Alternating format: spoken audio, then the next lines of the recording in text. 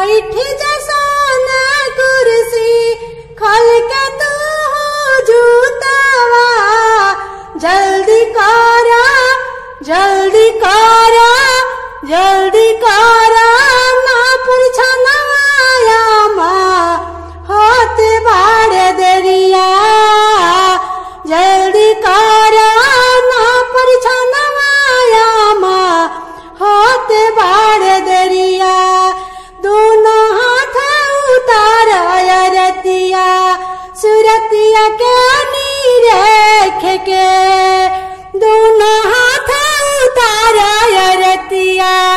सुरतिया के नीरेख के गलवा में तू गजला डाल दो आज से रिश्ता जोड़ के गलवा में तू गजला डाल दो आज से रिश्ता जोड़ के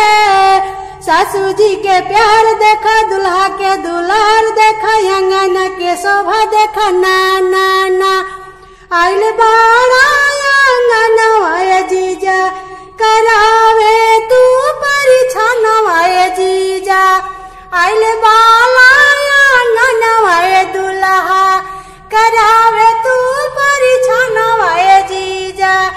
जल्दी बैठ जा सोना कुर्सी खोल के तू जूतावा जल्दी उतारा नाया रतिया सरहज हाथ बाड़ दरिया जल्दी उतारा नाया रतिया सरहज हाथ बाड़ दरिया जल्दी उतारा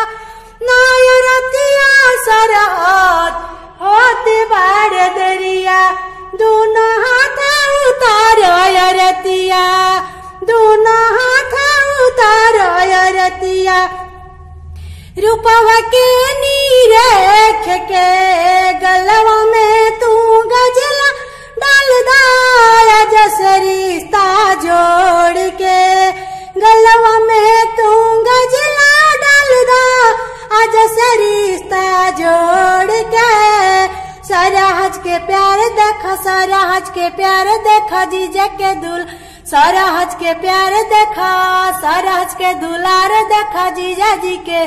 शोभा देखा जीजा जी के शोभा देखा अंगना के बाहर देखा ना ना ना आइल बाड़ा अंगन वाय जीजा करावे